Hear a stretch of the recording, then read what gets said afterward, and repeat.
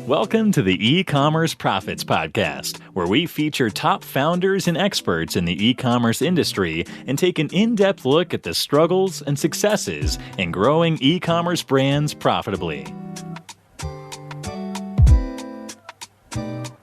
Hey guys, Josh Chin here. I'm the host of the E-commerce Profits Podcast, where we feature top experts and entrepreneurs in the e-commerce industry, and we go behind the scenes of the struggles and successes in growing a brand. Now, this episode is brought to you by Chronos.agency. If you run a direct-to-consumer e-commerce brand that is ready to scale and to double your customer lifetime value through retention or lifecycle marketing, Chronos is your company. We've helped hundreds of brands scale profits with email, SMS, and mobile push marketing while getting an average of 3,500% ROI from our efforts. We've worked with brands like Truly Beauty, Elias Skin, Daudi, and many more. The next step is to email us at sales@chronos.agency, or you can go to chronos.agency to learn more. Today's guest is Anthony Standifer.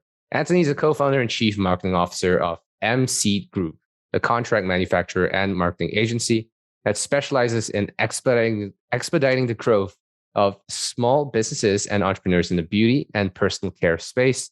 He and his partners built a seven-figure company, launching and supporting growth for over 150 brands in their 5 years existence. His work includes formulating beauty products and contract manufacturing, as well as assisting in the overall brand development of new and existing startups, large companies, and small cosmetic brands. Anthony, you have been a prolific entrepreneur, and your experience is deep in the industry. I'm excited to dive a little bit deeper into your background, how you got into this space, how you ended up starting your company, and all that. And most importantly, Anthony is someone who loves supporting underserved entrepreneurs. He's also a host of a wonderful podcast, which we will link in the show notes down below. And he really loves gin and coffee, which I can get behind. Anthony, welcome to the show. Hey, good day, Josh. Thank you for having me. Anthony, tell us a little bit about your background. How do you end up becoming an entrepreneur? And what was your journey like along the way in becoming one? Great question. So your intro made me sound better than I think I actually am some days, but I'm going to rise up to the level here. So I am a first-time entrepreneur in terms of being a full-time entrepreneur. I have been super fortunate to have worked in the same basic space for about 23 years at this point. So my second job out of undergrad was in the beauty space, and it was as a marketer in a place that I found that I absolutely love. So I spent about 14 years of my career working for big multinational companies. A good portion of that was spent in different divisions of Revlon here in the United States and a little bit overseas as well. Within the last place that I worked, I actually met a woman who later became my business partner. So I always tell people I'm a reluctant entrepreneur. I left corporate America because I was frustrated with what was happening inside of corporate America. And my now business partner had an idea for what is now mSEED Group. And she shared that idea with me rather casually after she had left the company to go do something else. She kind of let me in on the inside of what she had been thinking about. And I got super excited about it. And I was like, this is going to be great for you. And you're going to be so successful. And you, and you, and you. And at one point, she's like, well, what about you coming to help me with part of this? And my first reaction was, ooh, hell no. I love direct deposit, and I love the comfort that corporate America brought with it. But I realized that was just an initial response of fear. And so for me, I've always been a person that has said that I will go where opportunity is, and I'm not going to wait for opportunity to always find me. And this was an opportunity where literally, this was an instance where opportunity literally got in front of me and was like, I'm here. Yep. Come see me. And so you have 7 years ago. And you have years and years and years of experience to back that up. And a lot of new entrepreneurs today are starting out with basically no experience, very much like me. starting my own business, having absolutely no experience, and having to leverage off kind of the insights and experiences of other people.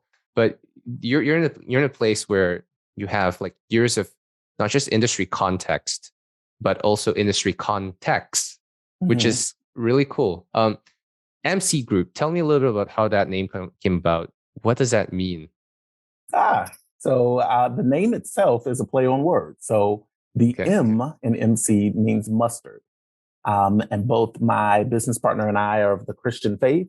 And so within the context of the Bible, it talks about having faith the size of a mustard seed to do huge and amazing things. And so we didn't want to be outwardly, oh, here we are as Christians doing our thing. And so it was our sort of inward play on our faith. And what's interesting is that everybody that we, in starting our own business, we're taking a leap of faith and really planting a seed in the ground. And every customer that we deal with is doing the same thing in some form, because our whole goal is to support small and growing businesses in the beauty and personal care space. And so everybody is out there in some capacity taking a risk and hoping that it works. You've worked with many brands in the beauty space across your career, both small, mid-size, and large. What is something that you see consistently done wrong in the beauty space that just irks you? Is there anything like that? There's several. Okay, I figured. And this comes with the idea that you've been in a place a long time. The biggest thing really is that people that get so broad. My initial red flag is when I ask someone, "Well, who is your target customer?" And they give me this really, really broad answer of, I'm talking to women between 18 and 54. And they want, some sort of moisture retention in their hair, or they're looking to solve a dry skin problem. And it is so broad. And I go, as a small business, how on earth are you going to talk to 50 million women in the US or globally that fit that profile? It's impossible. And so even within the context of big multinational brands that I've previously worked with, they have even gotten hip to the game that they need to be very sort of niche specific in terms of how they talk to and how they target customers. And as an indie beauty brand and somebody that's just starting out the gate as a product person, you've got to be even more narrow. And the great thing is that technology now and social media really allows us to niche down in such a very finite way that still gives small startup businesses an opportunity to be super successful in the early days, because they got really, really, really specific about who they were looking to super serve.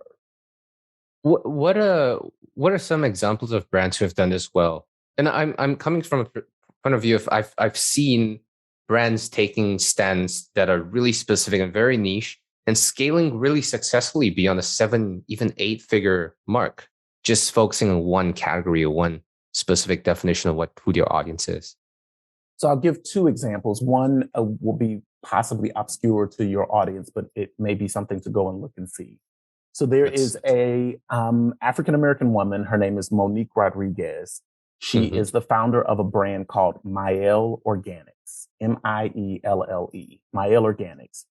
8 years ago now, she, as a registered nurse, was looking for solutions to grow her hair back after having experienced some heat damage from just, doing all of the stuff that women do with their hair.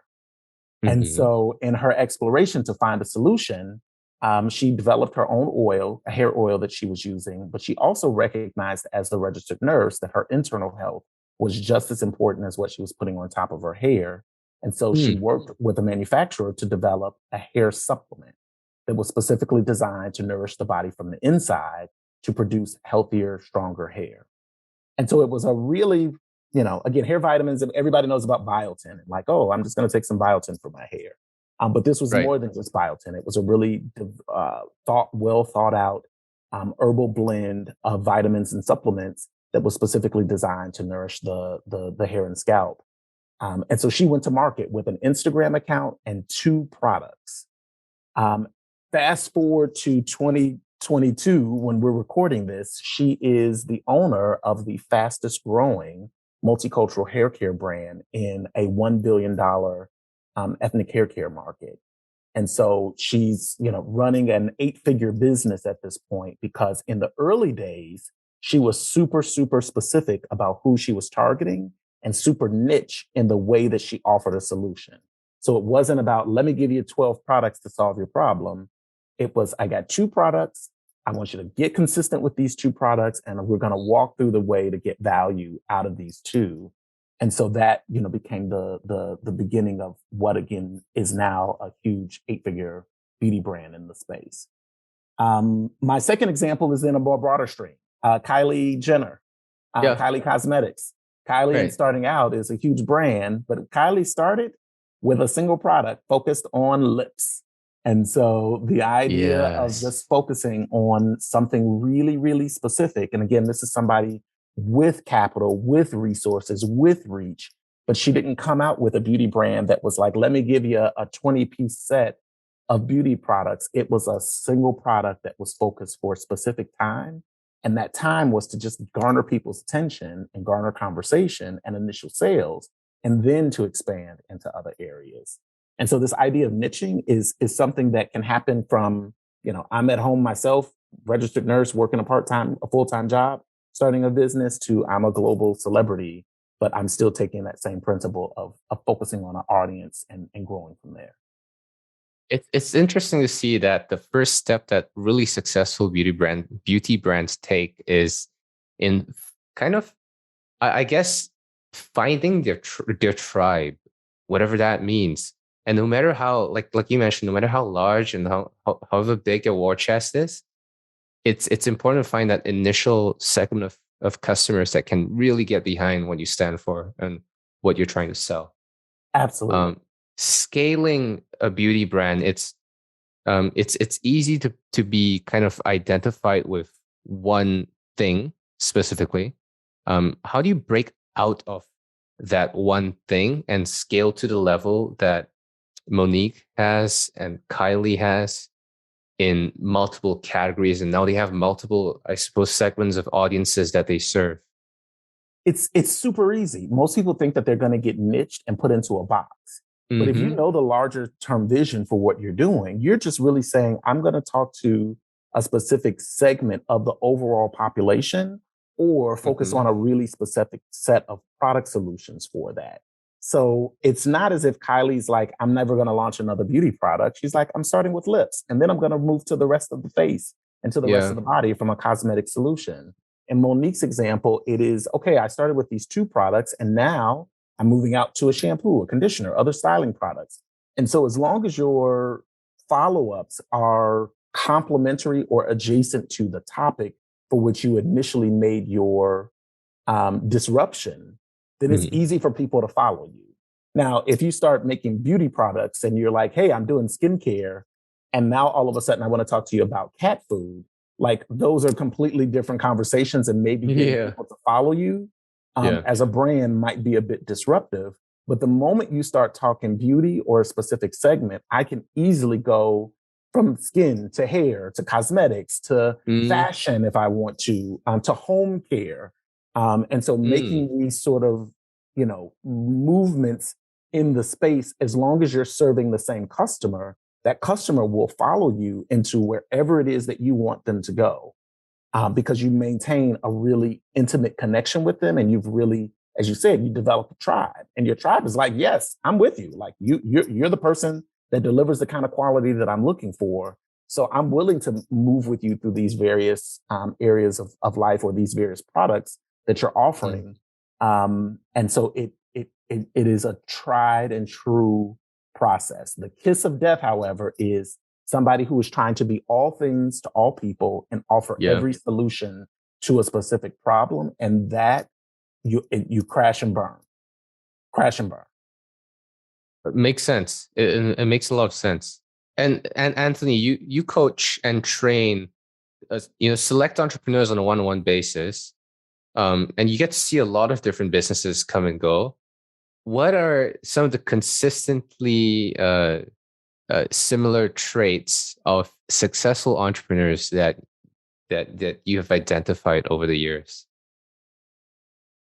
Another great question. And it's an odd thing. Like sometimes you would think, oh, this person is really smart.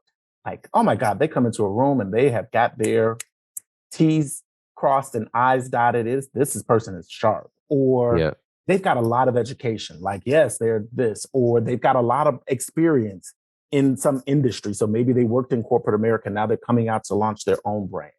None of that matters. No, I shouldn't say not matters. Those are not the most indicative indicators of who's, in my opinion, going to be successful. The Yes. people that I have found that are long-term successful are people who execute consistently, regardless of the environment. People who execute consistently, regardless of environment. So, I have another brand who in the middle of, and some of it can be, there's such thing as balance in life. So I fully recognize that sometimes life happens and things sort of move you off of your intended course and your intended path as a business owner. But as a business, your ability to show up and consistently try to engage and convert and retain customers is the job. And it doesn't mean, it means you're not feeling well today. Somebody died in the family. So again, consistency is the thing that matters the most in these instances. People and brands that show up and deliver the value that they want to either engage, convert, or retain customers, regardless of how they're feeling, regardless of the circumstance. I literally saw brands grow during COVID in the middle of the shutdowns, because even though people were shut down at home, they still had access to technology and to social media. And so people showed up for lives and tutorials in a way that they hadn't before. And brands that demonstrated that they could consistently deliver content reaped the benefits of having consistent execution. And so to your earlier question, like, who do I see succeeding are the people who execute without excuse, without hesitation over a long period of time. Guaranteed. They make the mistakes, they stumble from the mistakes, but they learn, they pivot, they keep executing, and eventually momentum catches them and rises the tide that they're building. Love that. I love that. One of the unique perspectives that I feel that you have, Anthony, is that you've been an employee and now an employer and an entrepreneur. What are some of the worst experiences you've had in a employee-employer relationship? So as an employee, I spent 14 years inside of corporate America. I always say that it was the best training ground for me because I got to sit up close and personal to leadership and various forms of leadership. And so at the time I was paying attention, but even in hindsight, I can now see how I gravitated towards certain leaders and other leaders who I didn't resonate as much with. And so it has influenced how I then show up in today's environment. Like, I'm not afraid to lead. It is, for me, this idea of being a leader just means that I go first. And if I go first, then other people have an option to say, okay, I will come after you. And if I create an environment that says, if you come, I will support you in your support of my vision and of my going first. And I support your ability to have a full experience. So the leaders that I've loved the most were also fiercely bold, but also radically human and saying like, hey, we stepped out here to do this thing. It may not work. I'm not really sure. Or they have said, well, you're having doubt right now, but there's no doubt in my mind that this is going to be successful. And so they have then given me permission to sort of push forward. And so the idea of sitting under other leaders, some of whom I really, really loved, and some of them who I didn't really like at all. But even the ones that I didn't like, I'm acutely aware that these were people in many instances who presented themselves as something that they weren't, and then didn't show the fact that they were human beings. And they were like, okay, I don't know what I'm doing either in this instance. And we're all going to take an educated guess on what it is that we're doing here and hope for the best. but it's something that has followed me even till today, is that I want to be somebody that's fully present, willing to go first, but willing to be human through the whole experience and allow other people to be human at the same time. What's your advice for someone who may be a first time manager, never been in the position of leading a group of people, peers? Um, what's the what do you think are the first couple of things that they can do to set the foundation for a strong relationship with the team? Be radically transparent. If you know something, let people know. I feel really comfortable with this. And I have a high Hmm. confidence that what I'm saying in this area is correct. On the Right. other side, if you don't know, be human and allow yourself to say to people who report to you or are subordinate to you that I don't know what we're doing in this instance. However, this Hmm. is what I believe we should be doing or the course that we should take. And then Right. be flexible, because in some cases, people that supposedly report to you may have an idea or an opinion. Yeah. Ultimately, as the leader or the manager, you're going to have the ultimate decision in what happens. But having that back and forth dialogue, I think is really, really key. Hmm. And it builds trust and it builds confidence. Again, understanding that as the manager, you're the person who's going to make the ultimate decision, but still having a dialogue with the people that report to you then shows that, okay, like in this area, we know that Anthony is great. In these areas, we know that he's like, but Hmm. he said Right. to us, like, this is my Yeah. area where I'm kind of winging it. But we have enough confidence in him that regardless of what the outcome is, that he's going to provide, or I as a manager am going to provide a safe space for the people that report to me, has been the lesson that I learned. In your experience growing brands in the US as well as globally in markets outside of the US, um, what's different in scaling product based businesses in the US versus in the UK or Europe or elsewhere Mhm. in the world? What's been unique to you at the US or They're really, so the underlying needs and the underlying why are all the same. Like for what people? my why for people, regardless. If I'm selling to a woman on the south side of Chicago, if I'm Hmm. selling to a woman in Soweto in South Africa, if I go into Birmingham in the United Kingdom, the why of why people buy products, beauty products and personal care products, are universally the same. I'm buying Mm. this product because I may have a problem. And so that's a what. But really, the why is I want to look good. I want to feel good. In the pandemic, people consume products because even in the middle of the pandemic, on lockdown, I'm at home, the kids are here, it's crazy. I don't have any sort of peace or stability in certain areas of life. But guess what? If I buy this skincare product and do this facial treatment, I feel like I look a little bit better. And so that then gives me an extra boost of confidence in the middle of all of this other uncertainty. And so the why is really about self confidence and what it is that you want to present to the world in many instances. The only differences, quite honestly, is language and terminology. Like the Mm. way that I language, and this is the whole purpose of niche marketing, in my opinion, is to really, how do you deliver the message in a way that then resonates with people? And so I had a conversation with a client um, 2 days ago, and so they are based in St. Louis, Missouri, here in Right. the U.S. And so they were asking me some questions about like what it is to do St. Louis marketing. I was like, I don't know. I've been like twice, but I do know if you're from Chicago, and I say, do you want a Polish, and do you want your Polish with onions or mustard? The one thing I'm not going to say to you is ketchup as a Chicagoan. Hmm. Right. And so, because as Chicagoans, when we have a hot dog or a Polish, we don't generally put ketchup on our stuff. So if you ask for ketchup, we're Yeah. like, okay. But it's really just kind of those little nuances of Yeah. the culture and the climate that you then Yeah. just say, hey, this is what we're gonna do, and this is how we're going to approach delivering our marketing message to the person that we want to resonate. Now, in action, do you cover for those gaps by being in those locations, Do you hire someone in those locations?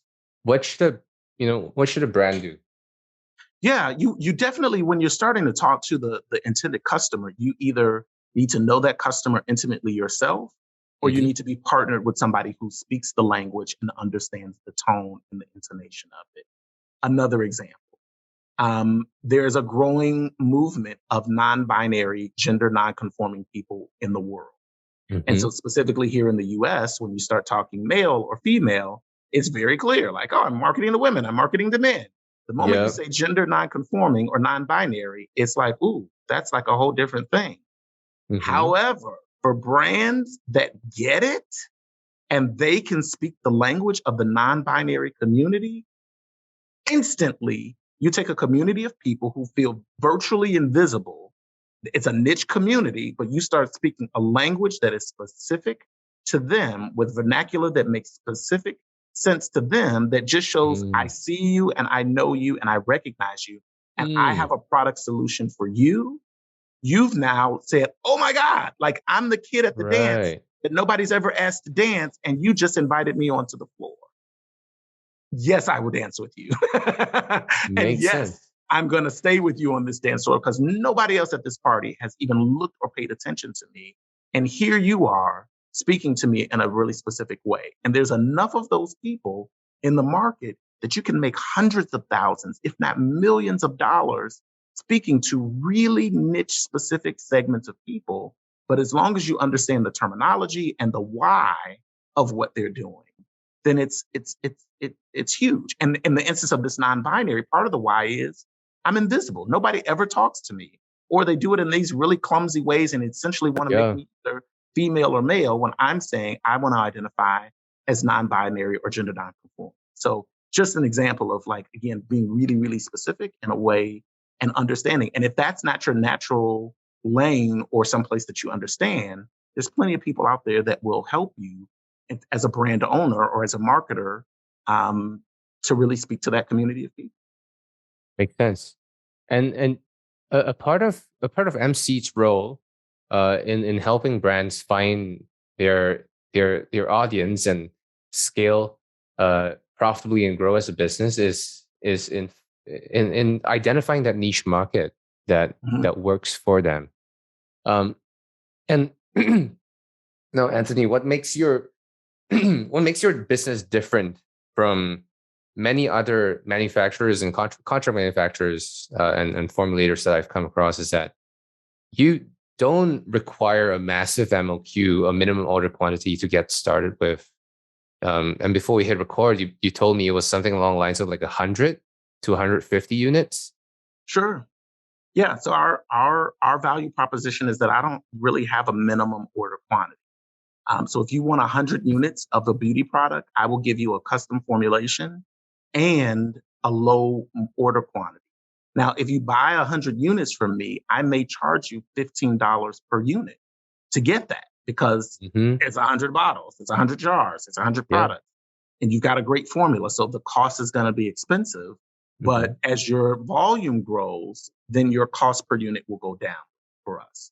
And so we recognized early on that there were other manufacturers in the beauty space, who were servicing all of the big guys, like all of the big Yeah. companies and the big brands. They will formulate and roll out a red carpet for you. But the moment you start saying, like, I want 1,000 units or 500 units, then it's like nobody will even pick up the phone to answer your Exactly. question. Yeah. I think that in talking about a niche market, I think you really got it down pat, because this is often an underserved community of entrepreneurs who um, may not be able to work with the same manufacturers that manufacture for for uh, for Revlon or for Correct. Essence. They're massive, and there's no, even if they do get to work with manufacturers like that, the relationship that they have would often be either very transactional or very low in priority.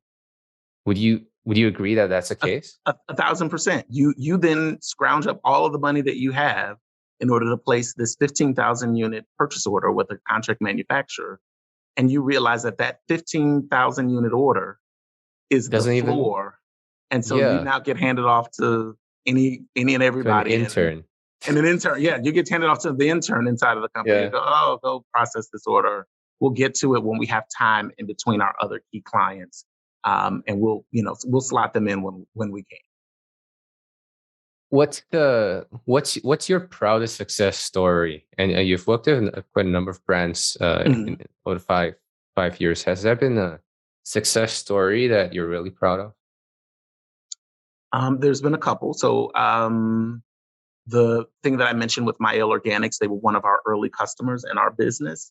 That's And we experienced awesome. really, really great success with them, both from a product development, manufacturing, and a marketing Yeah. perspective. So that was super, super exciting for us. But then I have others, like, again, the idea of becoming an 8-figure beauty brand is not the reality for most.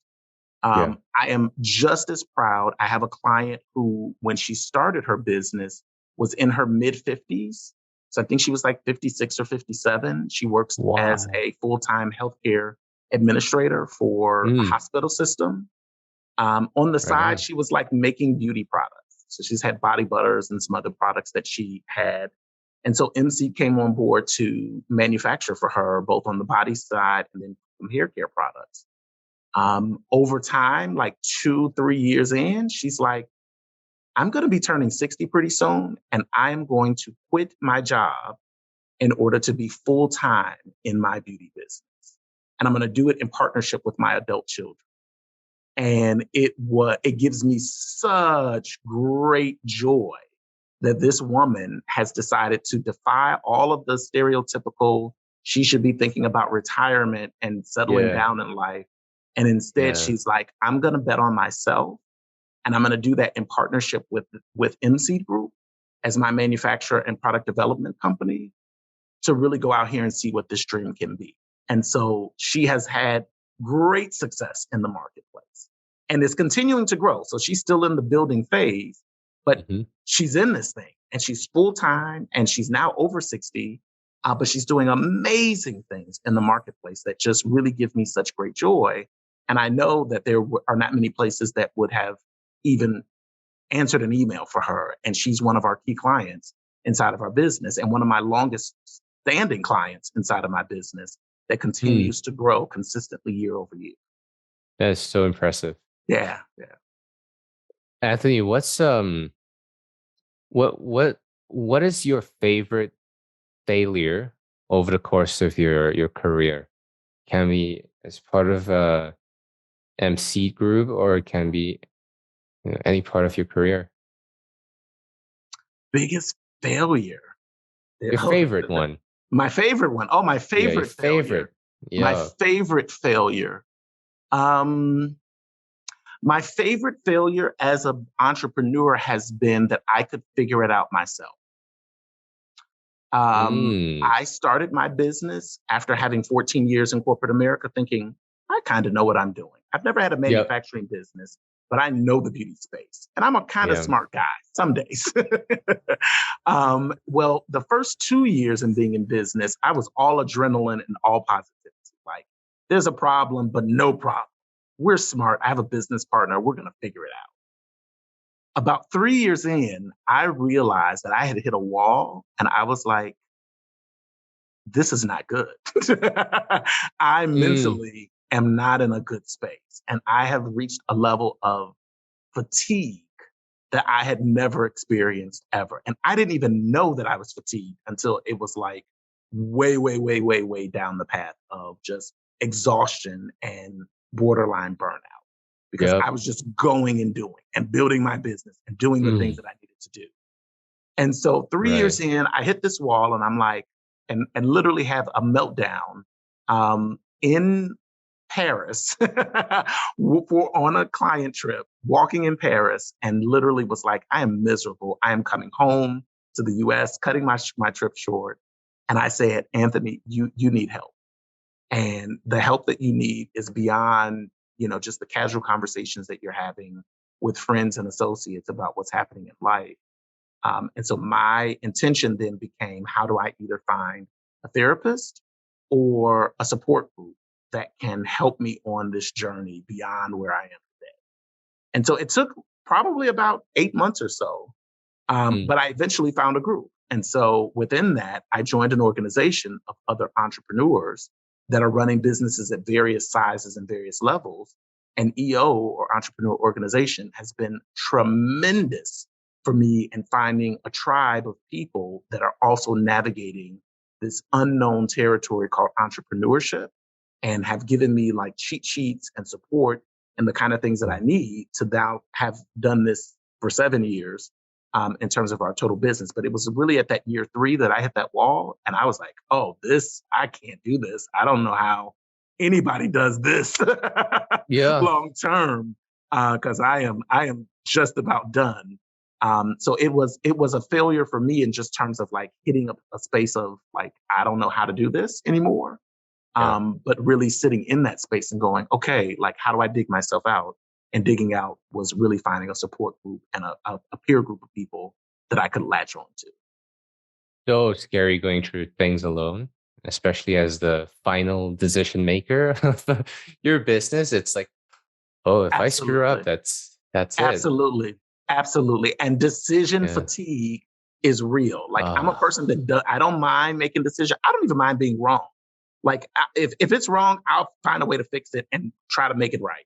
Yeah. But when you do that day after day, and it's not one decision, but it's 20 decisions in a day, and you get past the 20 for Monday, and Tuesday brings you 15 more, and Wednesday brings you, 7 of the ones that you had for Monday that come back to you on Wednesday on top of Yeah. it.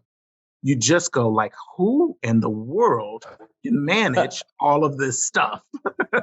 and it's like, yeah, at some point in time, those decisions become so critical that the stakes get higher and higher Correct. as as the business grows and as we go deeper into entrepreneurship. The stakes get higher and higher, and every decision matters a Every lot more decision. than what it used to Yeah, be. absolutely.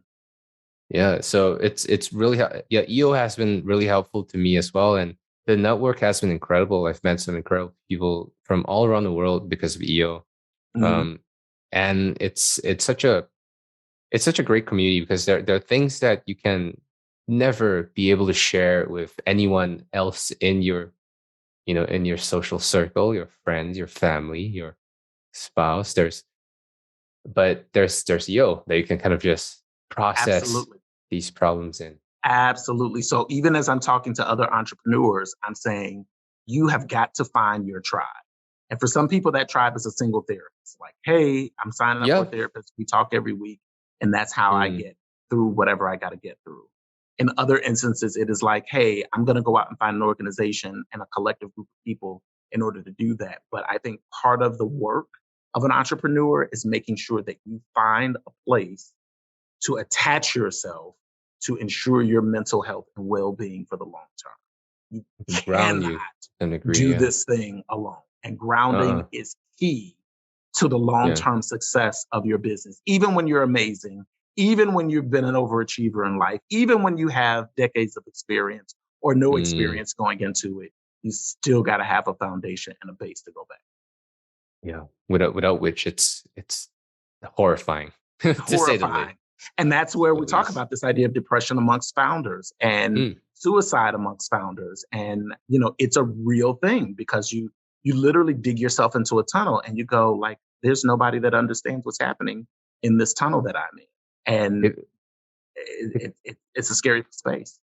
it can be it can get really lonely as well, and it can get really dark very quickly, Mhm, especially mhm. because a lot of times people just don't realize it because you're just so busy and making decisions and doing things all the time that you just don't realize that you like Anthony, you didn't even know that you were fatigued until you stopped and kind of just looked back. Oh, I was all the way dead into the tunnel by the time I realized. Because again, my mode is like, oh, you're just having a bad moment. It'll be fine. Tomorrow will be better. Tomorrow will be better. Like you just Yeah. got to get through this one thing. Take a day off. Come back. You'll be fine. And so I will run myself into the ground and beneath to get a thing done. And that has been my pattern my entire life. But at a Yeah. certain point, that behavior doesn't serve you because you're not addressing the underlying, or I wasn't addressing the Yeah. underlying issues of what I was having and what I was dealing with, the uncertainty and this idea of decision fatigue inside of a business. And I'm just going like, I really don't know what I'm doing. And now I'm starting to question my own decision-making capabilities in a way that I traditionally wouldn't do because I'm tired and I'm feeling like I'm out here by myself. And sometimes it just takes someone who is in the same boat as you to kind of hold up a mirror or a sounding board and go like, hey, Anthony, you know what's wrong with you. You know what you got to do, but you're just not taking your own advice. Here's a mirror. Look at yourself. And it's amazing. And so what EO has done for me and the connection with other entrepreneurs is I hear the experiences of other people who are like, listen, I did this thing and I shut out everybody in my life. And quite honestly, I hear, stories amongst entrepreneurs that are far worse than what I'm going through. And I go, well, God, if you could get through that, then, surely I can figure out something here in my own situation or other tangible experiences of things that are maybe parallel to what I'm doing. And then the way that people saw their way through that circumstance or situation then just gives me the motivation and the insight and maybe a tip or a trick on how to navigate my own decision. Because the one great thing I realized in this whole journey, particularly as an entrepreneur and inside of some of the support that I've gotten, I'm not really looking for anybody to give me the answer to the problem. Like, I really don't, because most of the time I'll say, well, that doesn't really apply to me. I'm a Black man and I'm running a manufacturing company and the customers are uncertain. Like, you don't really get that. But if you share with me your experience and how you've navigated the situation, then I can freely choose, this is the part of your experience that I want to take and apply to my own situation. And so it gives me the autonomy that I need in order to still be the captain of my own ship and moving things forward. And so, it has proven to be a real value for me, and just in terms of holistically how I've approached and been approached with problem solving and entrepreneurship and leadership inside of my own business. Love that. Anthony, thank you so much. It's been wonderful kind of diving into your experiences, your background, and your insights. What is the best way for people to connect with you who may be interested to learn more about your services and to connect with you and chat even further? Yeah, so I'm out here on the internets. My company is the interwebs. And so my company, mSEED Group, is at mseedgroup.com. If you want to follow me personally, then you can find me most active on Instagram and on Facebook. If you go Anthony Standifer, I'll also share the link with you for your show notes. My podcast is called Driving the Business, Beauty Brands and Entrepreneurship with Anthony Standifer. It's available on iTunes, Spotify, iHeartMedia, other places that US-based podcasts are available. So I welcome people to do that. And then, people can always DM me. I love a good DM. People say, oh my gosh, it's so difficult to get in, like, slide into the DM.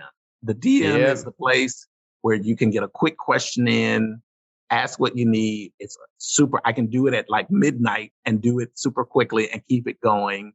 So I always encourage people to just, sort of reach out. Or if you want to be formal, you can go to LinkedIn. And I'm also out there as Anthony Standifer on LinkedIn and happy to engage. Perfect. Anthony, thank you so much for being on the show.